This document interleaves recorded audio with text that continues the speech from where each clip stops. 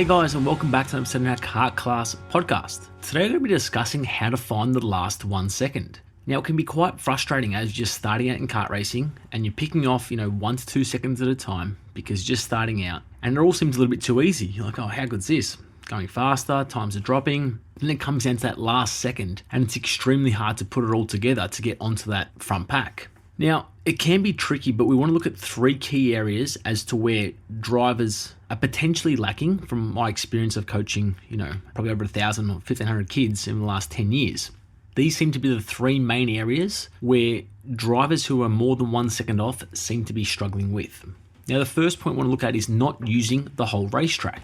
It might seem simple, but even just giving up 30 centimeters of racetrack on every corner, which some tracks have, 12 or more corners, is just slowing you down.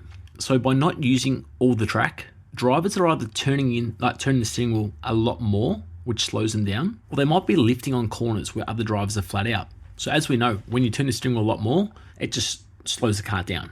So when you're taking a tighter line, a tighter circumference on these corners, that's just going to slow the kart down. Or if you're backing off, then you don't actually have the speed or the acceleration to actually push the kart towards the edge of the track. So again, it's not using the whole track because you're just rolling around the corners rather than actually accelerating, and that's going to force and push the kart out towards the outside of the racetrack. Now, the ways that we want to try and pick up on those key spots are, if you're not using the whole track, try and get the driver to look further around the racetrack, because if their vision is just too close to the front of the kart, the chances are they're not paying attention to how much available track is in front of them. Or if the corner is a flat out sweeping corner and it's not really much of a turn, again, if they're looking too close to their feet, they don't realize, it's not really a corner. It actually can be taken a lot faster than what I might be taking it. The second tip we're going to look at is not using the brakes. Now, this might sound silly, but drivers who don't utilize the brakes very well, and then they're more likely to overshoot the entry to a corner. So even if they back off a little bit sooner than the fastest kids, but then literally don't use the brakes, then by the time they get to the apex point, they've just got way too much speed. So what that's going to mean is that you're more likely to lose control when entering the corner. And that less grip generally means less corner speed to a degree.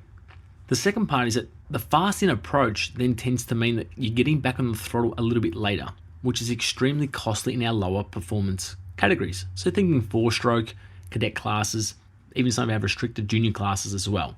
So drivers want to get a little bit more familiar, a bit more confidence and comfortable with using the brakes. Now, it doesn't have to be holding the brakes down for 3 or 4 seconds. It's just having that short, sharp, quick brake. Then that brings your speed down, get some control, release the brake, turn in, back on the gas. So again, it doesn't take too much, but if you need to try and practice this on a practice day, when no one else is around in the middle of the straight, just try and slam on the brakes a couple of times. You might have a couple of spins, that's totally normal and that's okay. But just get familiar with what sort of brakes you're working with on your kart.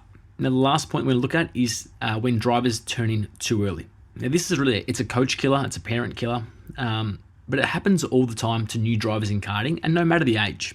So drivers tend to be, again, looking too close to the front of their karts, and they don't open up that vision. So by not seeing enough of what's in front of them, drivers then start to turn in a little bit too soon. And what happens then is they apex a little bit too early, and that could cause a bit of a slide in the rear or forcing them to accelerate a little bit later on.